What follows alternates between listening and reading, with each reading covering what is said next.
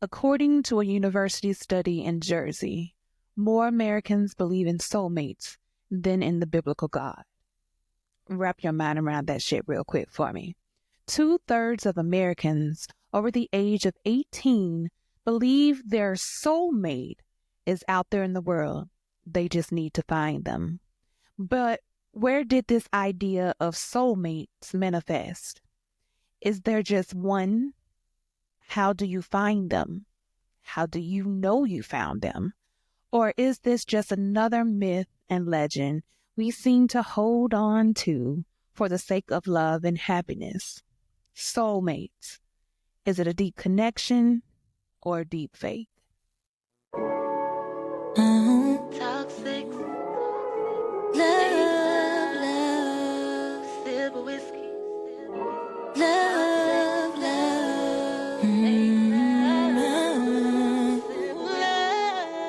Indeed. Let's talk about it. We ain't sipping no tea, sipping no whiskey. We don't make love, but we fuck. We get tipsy. We not no shame in our game. Ain't nothing wrong, 'cause this for the ground. So tonight, I'm sipping on Basil Hayden toast. Now, y'all hear me say a lot about Basil Hayden because I love their whole line of whiskeys and bourbons, right? So Basil Hayden toast is probably my favorite run, with rye coming in at a close second. But they have plenty, right? Anyway, I enjoy the Basil Hayden toast. Now, it is a little bit more expensive than my normal bottles that I show you guys, but it is worth it. Worth it. It is in toasted barrels, so you get that kind of char wood flavor inside of the liquor, and also it has a sweet caramel note in the inside of it. So it's a little sweet mixed with char. That might sound crazy, but I promise you it's good, especially if you are a whiskey drinker. If you are not a whiskey drinker, don't spend your money on this bottle. All right, this is for my real whiskey and bourbon people, or someone who is trying to get a gift for someone who likes whiskey and bourbon. All right. So tonight, I'm just pouring it up on my spears, just a little bit.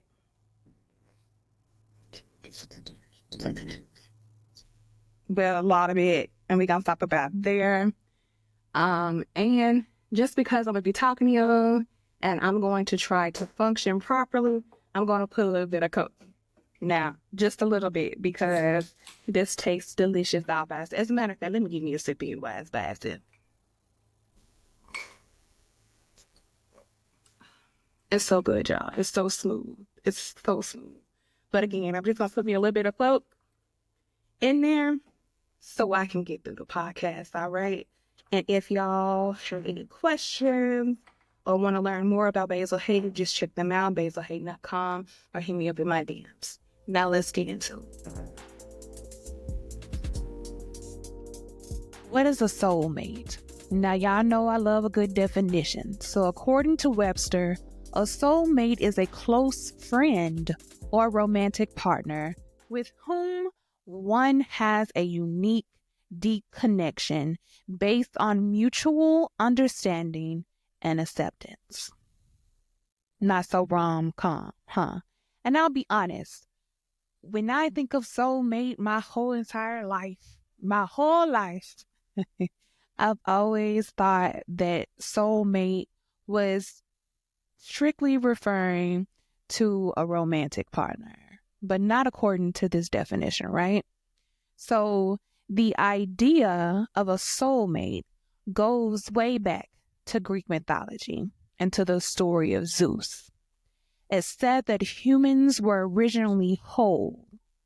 And this definition of whole means that two people were joined together to make their lives complete. Now, Zeus wasn't having it.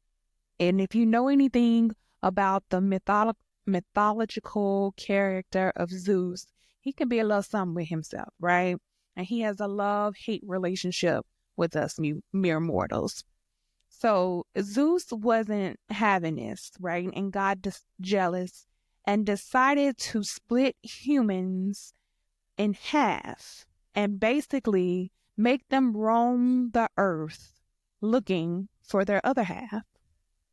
So this explains a concept or why people say, oh, they make me whole, or I'm looking for my better half, or this is my better half. That comes from Greek mythology. Now, this idea was also documented, the idea of soulmates, by Plato in his work Symposium, okay, where he quotes the poet Aristophanes saying, and when one of them meets with his other half, the actual half of himself, the pair are lost in an amazement of love and friendship and intimacy, and one will not be out of the other's sight, as I may say, even for a moment. A little more romantic than the Webster's definition, right? But still, no mention of the actual word soulmate.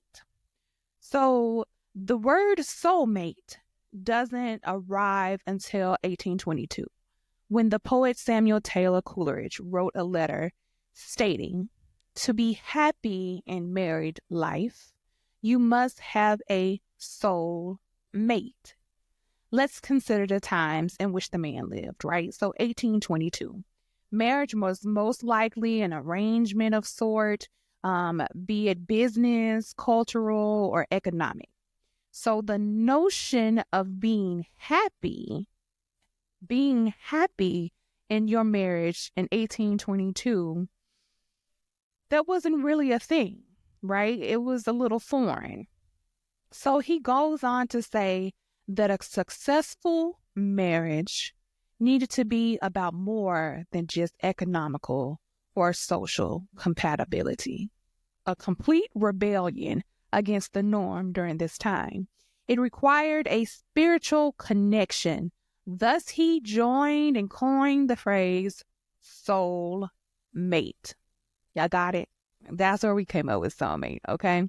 So basically, the idea of a soulmate comes from myth, legend, and poetry. As most good things in our society actually comes from, right? Starting back thousands of years ago, the idea lived on through art, music, plays, movies, etc. Hence why in 2025, we humans still seems to be obsessed with the notion of finding our other half. That mean old Zeus separated us from, right? But what does that mean for us now, today? In today's world, as it was in ancient times, the soulmate idea is mostly romantic.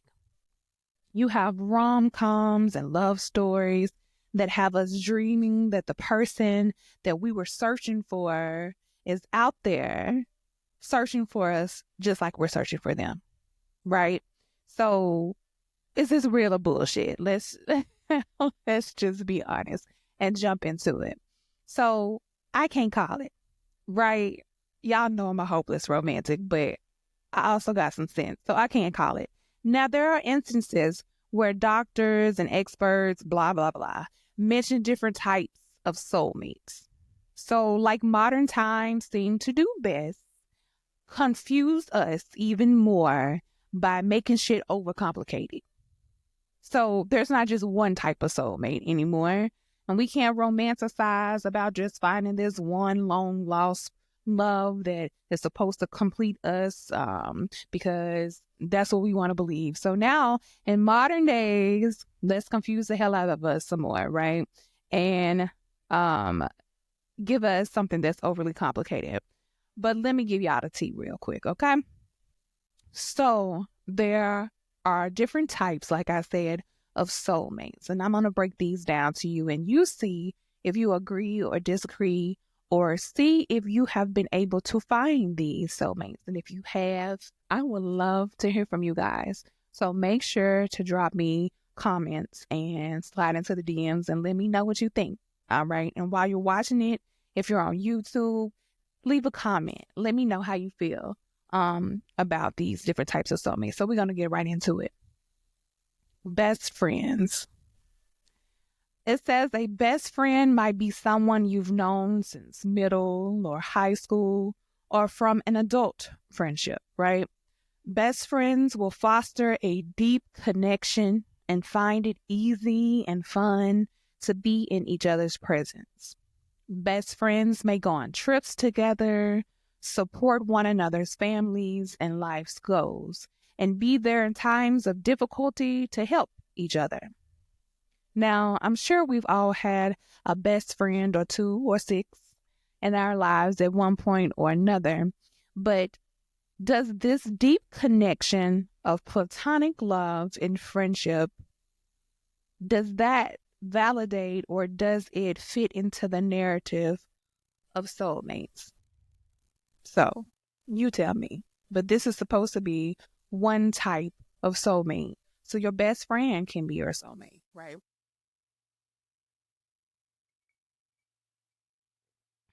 Okay. So another type of soulmate is called karmic soulmate. Now y'all know I had no damn idea what the hell a karmic soulmate is. Some help you out, just like I did myself out, right? Okay, a karmic soulmate will come into your life to teach you something or provide a need. So I don't know about y'all, but I grew up hearing that people come into your life for a reason or a season, right? Um, and sometimes we don't understand the reason, nor do we understand the season that we in that we needed that person. But honestly, it always tends to ring true. So when I hear this, that's what I'm thinking of. Someone that comes into your life for a reason and a season, not forever, but for a season, even though we tend to romanticize soulmates and think that they're supposed to stay forever, right? But this type of soulmate does not. A karmic soulmate, that's with a K, okay, will come into your life to teach you something or provide a need. Each person may bring particular skills to the table in this soulmate connection, but both unite in a shared vision. So the more that I think about it, this could actually be like a business partner or like a mentor and mentee type of situation or a brand therapist or some type of creative connection. You know what I mean? Because creatives often bond with other creatives over just being fucking creative or like their work or their art.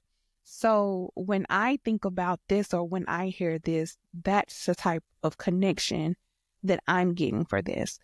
It doesn't say specifically that it's romantic or platonic, but I'm going to lean more towards platonic on this karmic soulmate because that can be anything and anybody. But I guess it could be like a romantic relationship that was meant to be placed in your life to help you in some type of situation or to help each other out, whether that's to start and grow a business together, someone to ignite and inspire you.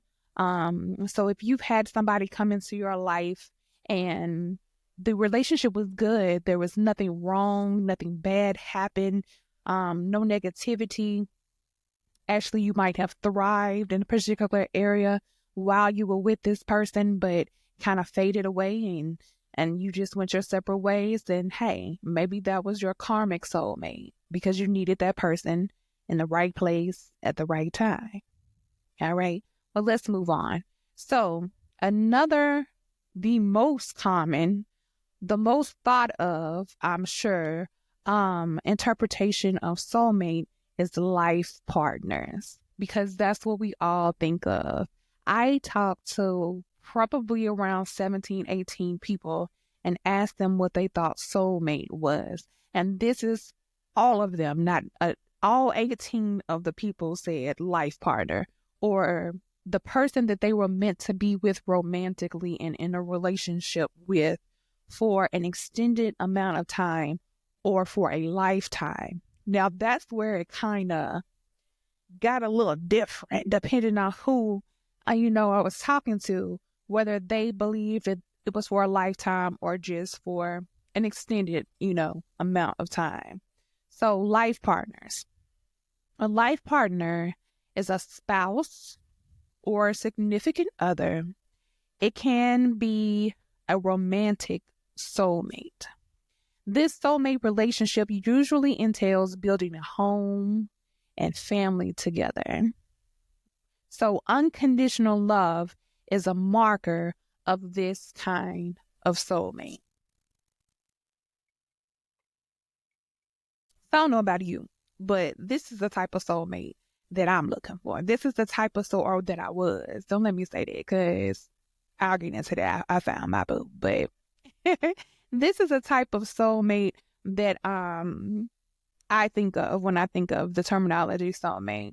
Unconditional love, because who doesn't want unconditional love? And selfless unconditional love and true unconditional love, y'all, because some people can say that they love you unconditionally, and we know this shit ain't true. We know it's not true. It comes with all kinds of strings and promises and paybacks and all kinds of everything. Because let's be honest, even though you and your parents can have unconditional love, right? But sometimes that shit feel conditional too. And I'm not talking about me personally, or maybe I am talking about me personally a little bit, but I'm just saying a lot of relationships, it's hard to view them as for real unconditional. And what a beautiful thing that is to have unconditional love. Don't they call it like agape love? Maybe. I don't know. Y'all don't quote me on that. Anyway, let's keep going with different types of soulmates. So twin flames.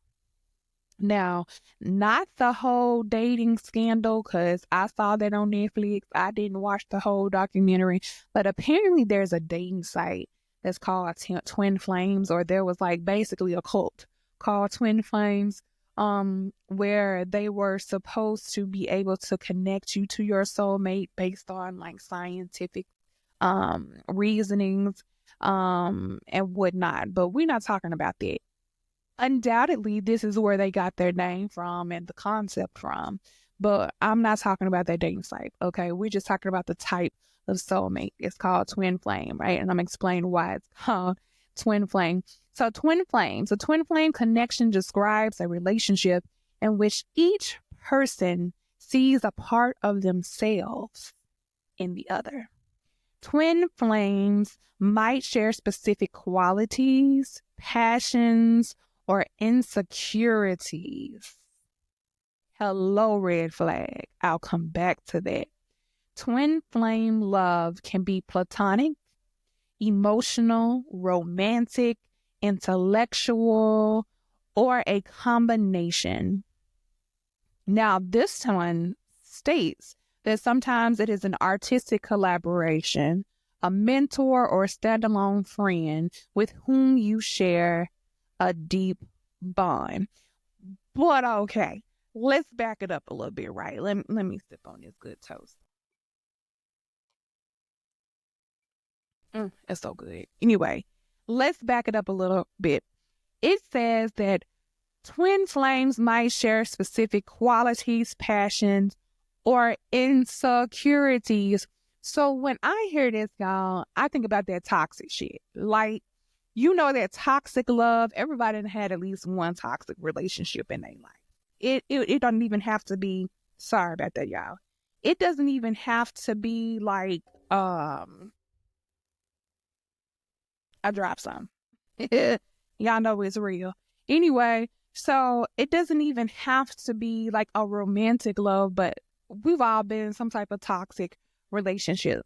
So when I hear that you share common qualities such as insecurities, that shit makes sense, don't it? Doesn't it make sense why some people, you kind of like, why are they together knowing they so damn toxic for each other? Like, why do they do this to themselves?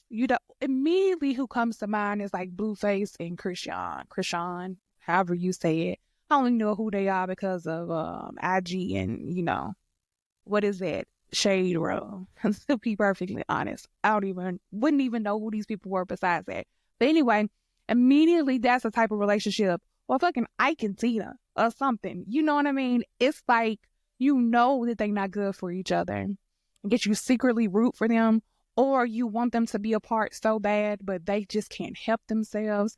And a lot of time, those toxic relationships are rooted in insecurities, or they're rooted in trauma. Like you have a trauma bond. Oh, that's a good one for this, like a twin flame. Like you have a trauma bond because you've been through the same shit. You come from the same hood. Your stories are alike. Like you reflect each other in your behavior, or how you think. And a lot of times it's not good to find someone who's just like you, or someone who reminds you of you, because you'll butt heads. You just gonna butt heads. I don't know one person who has done it and was like, yeah, that's a good thing. Now you hear people be like, I want to find somebody just like me. No, you don't. No, you don't, because you're going to have the same problems that you have with yourself. You're going to have the same insecurities. You're going to have the same toxicity. You need someone to balance you out, not be the same. So this twin flame situation, I get why they call it twin flame, because twin meaning the same, right? You see yourself in the other person. And then flame is going to be hot. It's going to be hot. It's going to be boiling. And then it's going to cool the hell down, because that flame got to go somewhere. It's not going to stay. A flame is fleeting, right? Not twin fires, but twin flames. And flames dull down and cool off. So, yeah, I find that very interesting. But anywho, so now that we know different types of so-called soulmates, let's discuss, how do you know you found a soulmate, right? How do I know the person sitting next to me is my soulmate? How do I know if the person I'm with, who I think is how do I know that they're my soulmate? So again, according to scientists, not according to Leah, but according to scientists, there are 5 signs. Y'all ready? 5 signs that can tell you if this is your soulmate or not. Okay. So number 1, you can easily spend time together. It's easy to be around this person. It's not hard. You look forward to it. You're not fickle and blowing them off, right? There should be little or no tension when you spend time with your soulmate. Your hours together will take on a breezy type quality, and time passes quickly. So this might mean that you're on the phone for hours, or your first date lasted about 5 hours, where you just stayed up talking and don't even realize how late it is until the sun is coming up. We've seen them movies, okay? So at least they got some, right? All right. Soulmates can and do have disagreements, of course, because we human beings. But the important thing is that you always act toward one another from a place of love. You act and speak to each other from a place of love, and find room in your heart for forgiveness. Now, we can do a whole podcast just based on that shit right there. All right? You can have disagreements.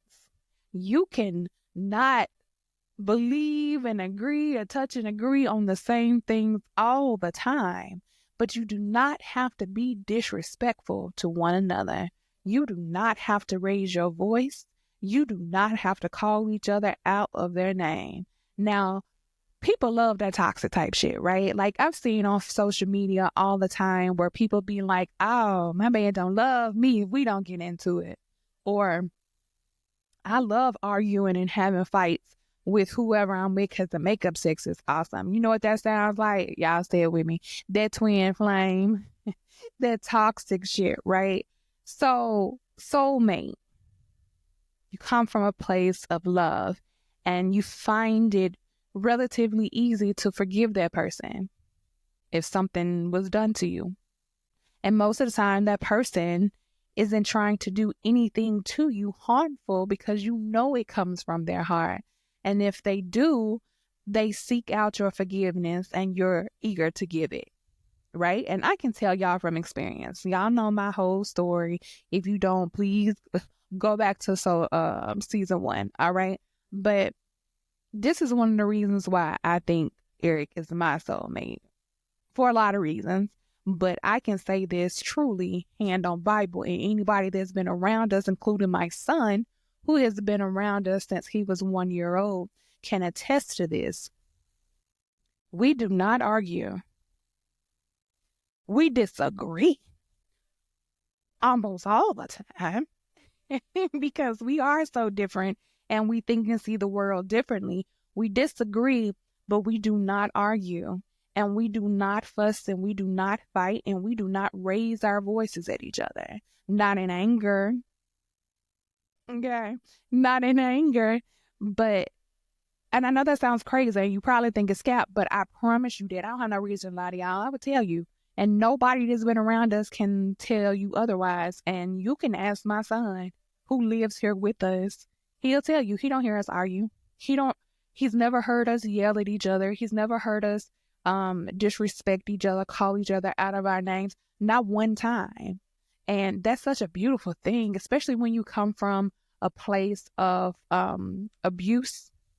When you are used to being disrespected in a relationship and either mentally, physically, emotionally abused, it is something completely different.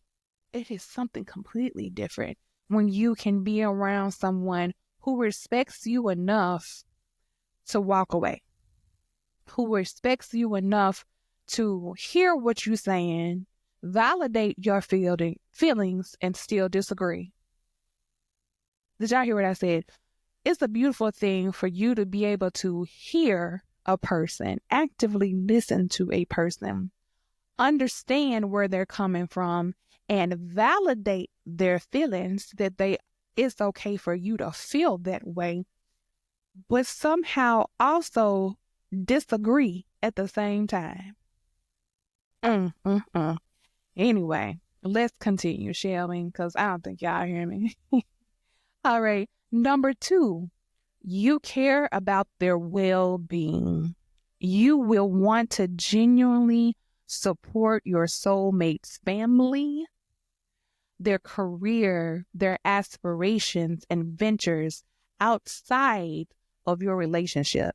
And they should want the same happiness for you. Y'all heard that? So according to science, the second step to identifying your soulmate is somebody that ain't hating on you. Let's just put it into blatant words that we can recognize and understand.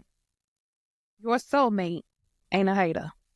And y'all laid up with your biggest hater, some of you. Hell, your biggest hater be yourself sometimes, but that's a whole nother topic too.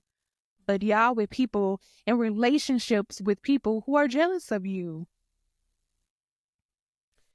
We be in relationships with people who can't stand to see us win.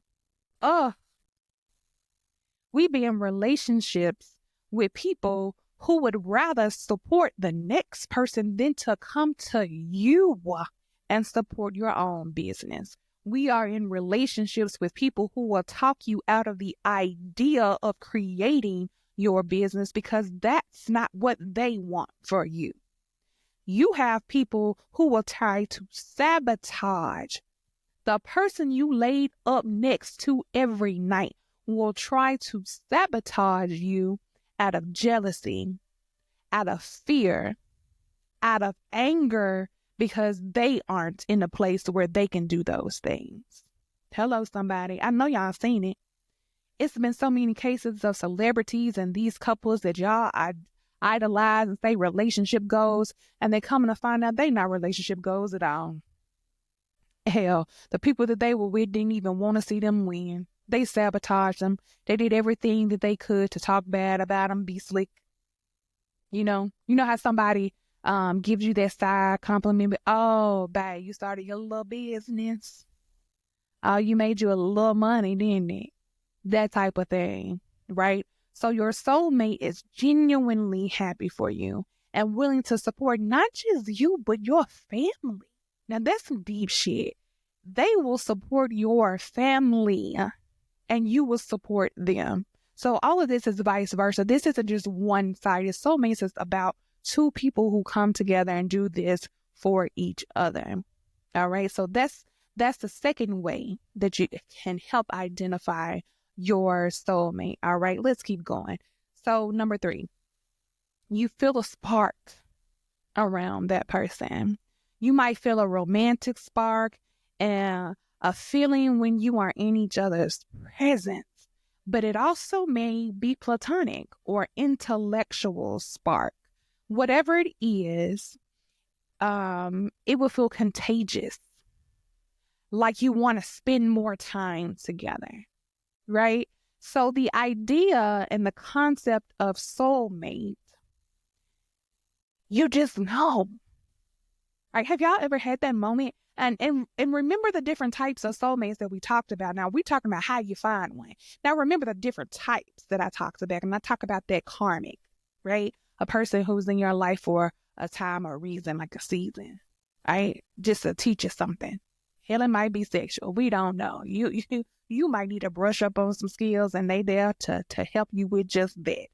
But I'm just saying, or even the twin flame toxic shit, right? You have a spark when you're around that person. You just feel good.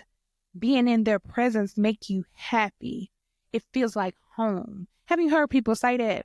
And you think that shit corny? You only think that shit corny until you feel it. Trust me. That person feels like home. Okay. Anyway, because y'all gonna make me get to something in here. All right, got my heart song for a reason. Go, we talking about soulmates. Anyway, you want to spend time together, and it's contagious. Like, people can pick up on it. So it's not just you saying this about each other. Other people can pick up on it. And I'll be honest, y'all. Like, I'm not saying my relationship is perfect, because it's by no means perfect. And soulmate relationships, even according to science and myth, isn't supposed to be perfect, but it's supposed to be perfect for you, right? But it's people that will tell you that my relationship with who I'm with, is contagious. Like, it inspires them and makes them want to go find their person, right? When they're around us, when we don't even be on each other. Like, if y'all know us, like, we're so opposite. I'm so mushy and touchy-feely, and he is so not. And if you see us in a social setting, you might not even think that we're together. But when we do come together, or when we are together and we're talking and tripping with other people always, if I had $1, every time somebody would say, oh, I want to be in a relationship like y'all, or, oh, I can't wait to find me an Erica, oh, I can't wait to find me a Leah. Like, that's not, I guess it is a flex, but I'm not even trying to flex. I'm just saying that shit is contagious, apparently. My own son told me that if me and Eric wasn't together, I couldn't have no boyfriend. I'd have to be alone the rest of my life. My son told me this, right? And that ain't his daddy. Yeah. And also, my son, he patterns his relationship after our relationship. And he wants what we have. Shit's contagious, okay? Anyway, so that's number 3, a spark. Immediately. So number 4, your self-confidence increases, not decreases, but increases. You may feel sunnier when spending time with a soulmate. This person should make you feel better about yourself, raising your self-esteem. And similarly, this person should feel safe, comfortable, and celebrated by you. Imagining a life without your soulmate may feel dark and lonely. I'm going through these, and it's just checking my boxes, y'all. I'm sorry, because it's just validating this shit for me. I hope it's doing the same thing for y'all in y'all relationship, or it's inspiring you to really go out there and find it if you don't find this in your relationship that you're in now, right? This says that your self-confidence should increase. Now, how many times have you been in a relationship where your self-confidence dropped? Right? Where you no longer felt attractive, where you no longer felt wanted, where you feel insecure because of the things that your partner does or say or doesn't do or doesn't say, or how they act around you, how they act towards you when their friends are around, how they don't want you to see you in public, how they don't want to see you during the daytime. Okay, that's not your soulmate because your self-confidence isn't boosted. It says that the person should feel safe. So if you don't feel safe around this person, that's not your soulmate. Your soulmate will celebrate you. That goes back to the person trying to see you win. They want to help you. Right? They will celebrate you. They're not going to get jealous. They're not going to be upset when other people clap for you. They're not going to be upset when you receive awards, when your dreams are coming true. They will celebrate you, not what you've done, not because it looks good, not because that's what social media told you to do, but they will celebrate you because you did it and not try to take your wins as their own. All right. Now, let's get into number 5. Losing a soulmate can be a tremendous loss. So you may feel bittersweet with this person, as you know how lucky finding a soulmate is, how fragile relationships are, and how important this person is to have in your life. It reminds you that life is fleeting and that you want to spend your time and your energy with this person. And you want to make sure that the time that you spend together is quality time and that you don't spend it doing bullshit. You don't spend it being upset. This also reminds me of one of the things that I like to tell people is a key to a healthy and successful relationship. Don't go to bed mad, right? I cannot stand for Eric to be mad at me, even for a second. And y'all, let me just say, he be so unfazed. He really don't be mad at me, but he know I don't like for him to be mad at me.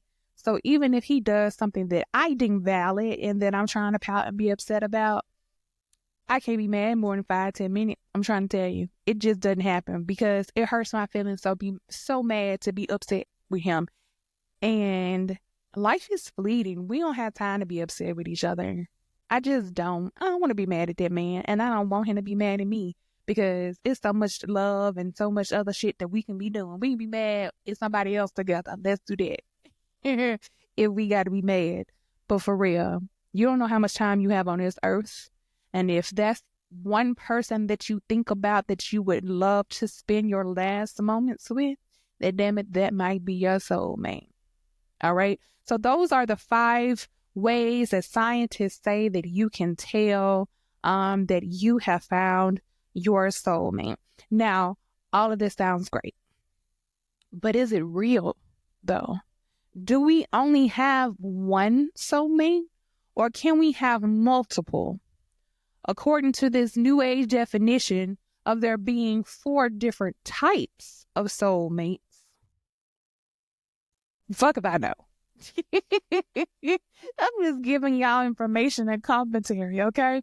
I'm just trying to tell y'all the best way that I can and give y'all the most information in the way that I can. And I can relate to some things, you know? I can even relate to best friend soulmates. I can relate to all of them. Karmic, I can relate to the toxic twin flame shit. I can relate to all of these. So maybe there is more than one soulmate out there for you. But the question still remains, is there more than one of the same type of soulmate? So if you have that lifetime partnership soulmate, can that be more than one person? Now that's the question. What y'all think? I don't know. But anyway, if we go by the modern interpretation of soulmates, we have many and they serve different purposes in your life. Now, my 2 cents. Not that I haven't already been giving it to you, but my 2 cents. I love the idea of having a soulmate, and I honestly truly feel that I'm with mine currently for however long that's supposed to last. A singular romantic partner that's out there waiting and searching for you too. The idea gives us hope in something we can't otherwise control. Think about it. It's billions of people on this planet, and finding someone to be your life partner is overwhelming for anyone, especially now with the internet and all these dating apps at your fingertips. So we have so much access to people all over the world. Now, previously, back in the day when 1822, when the terminology of soulmate was created, baby, their reach was their little community and no further.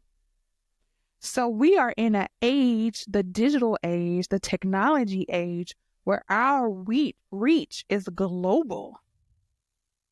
That shit's overwhelming, right?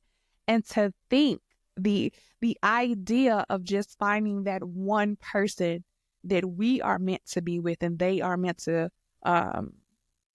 be with us can be too much. Okay.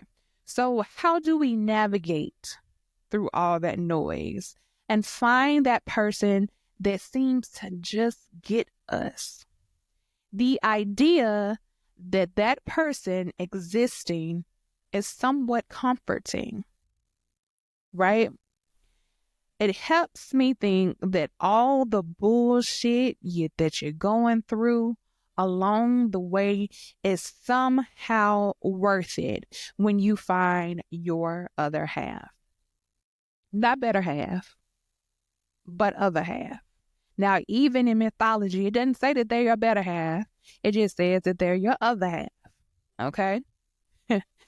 But someone that complements and adds to your life, not to make you whole. Because that's a whole nother topic. You need to be whole all by yourself. Because I don't want nobody giving me half of them and being half-assed in our relationship. But yeah, we'll talk about that later. But anyway, on the other side of it, if you are a die-hard believer, I'm talking about can't nobody talk you out of it, of a soulmate being out there, you may end up setting yourself up for failure. Okay? No one is perfect. Not you and not the person that you're searching for. If you are zealous in your quest for a soulmate, I could imagine that it could get pretty lonely and fuck with your mental, to be perfectly honest. Because setting high as expectations for each and every date, creating and checking off these long ass lists that you've created, thinking that's what you need and must have in a partner in order to be happy, that shit's crazy to me. But do you? But all of that to say, that can lead you to be alone.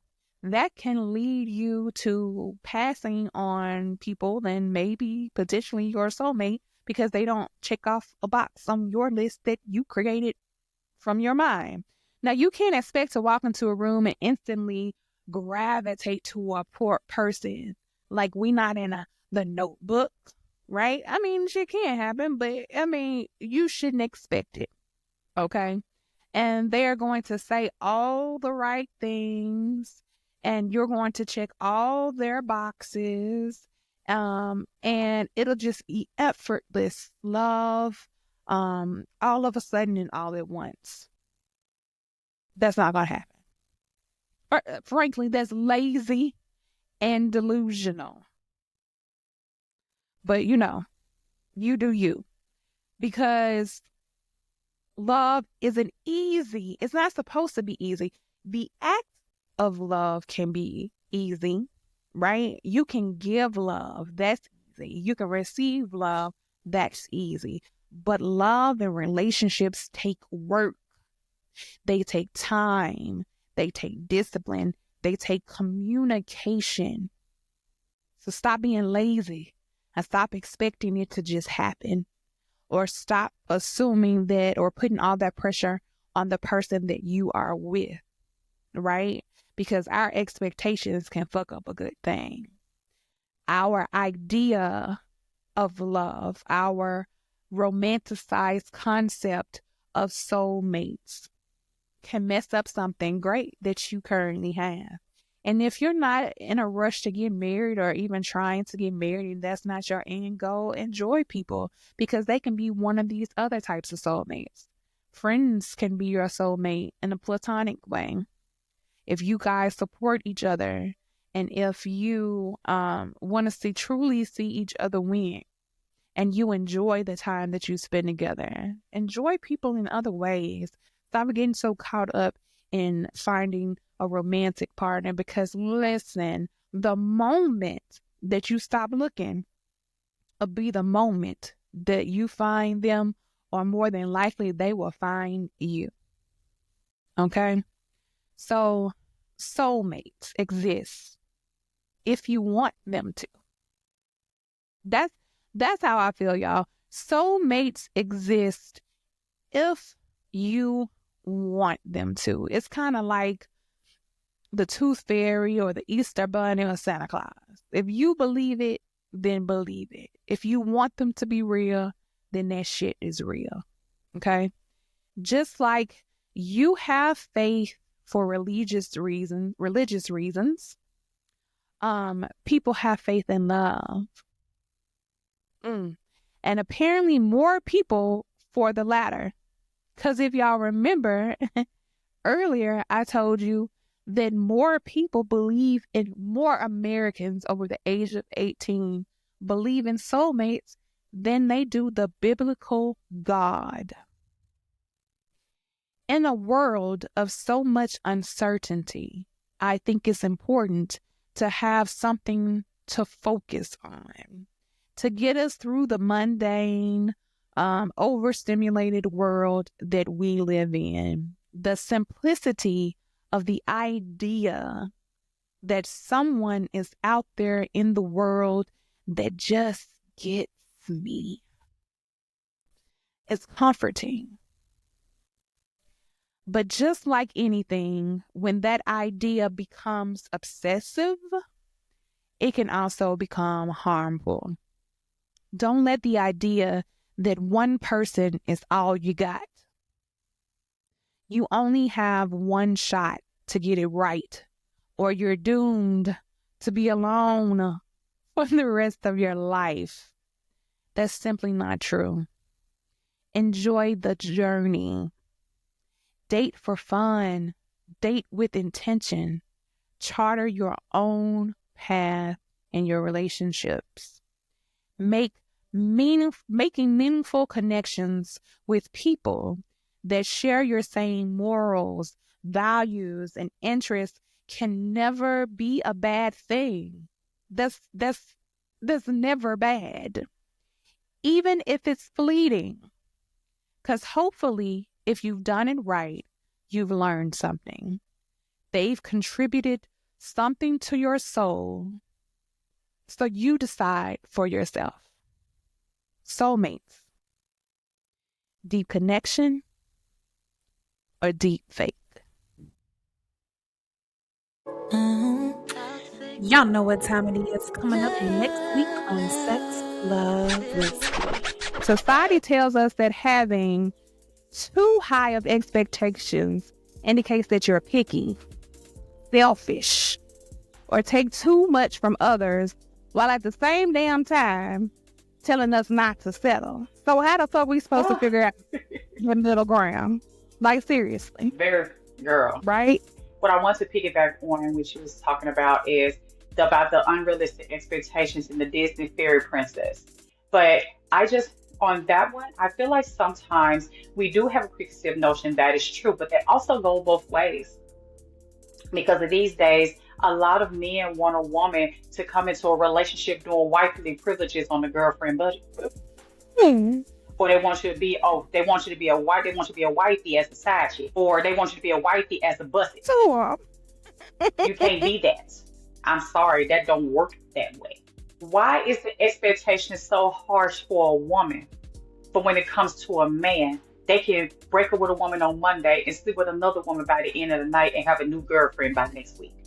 because society has different rules for men and women, and it ain't nothing nobody can tell me otherwise, because it You're goes right. back to old days where women was to be seen and not heard, where their marriages were prearranged for the good of the family. Didn't matter if you loved your husband or wanted to get married at 12, you was popping out babies at 13. That's where it You're goes right. back to. It's Yeah. like, That's true. because we was cheated on, now we assume that the next person gonna cheat, and we put some real bad mojo on a relationship and then wonder why it don't work out, because not everybody's Yeah, gonna be you're right patient about that. and work through it, you know. But They want all those expectations. They want you to have a Coca-Cola bottle looking like Megan Thee Stallion, but you out here look like Porky the Pig. And you overdrafting every week trying to live a lifestyle you ain't got. And not then the you got overdraft. and then you got ED. You taking out balance assisted loans with your bank, and you wearing the same drawers from Monday and today's Thursday. I'm just saying. We create these social personas and how we want other people to perceive us. And to a degree, that's healthy and that's okay. Because like you said, sometimes we have to fake it till we make it. Not necessarily because we're trying to give false information, but because we're trying to inspire ourselves and trying to like speak into existence what we want and what we need. And there's absolutely nothing wrong with it. But the flip side of that is when you start believing your own lies and believing the shit that you putting out there, even though you know it's wrong, even though you know it's fake.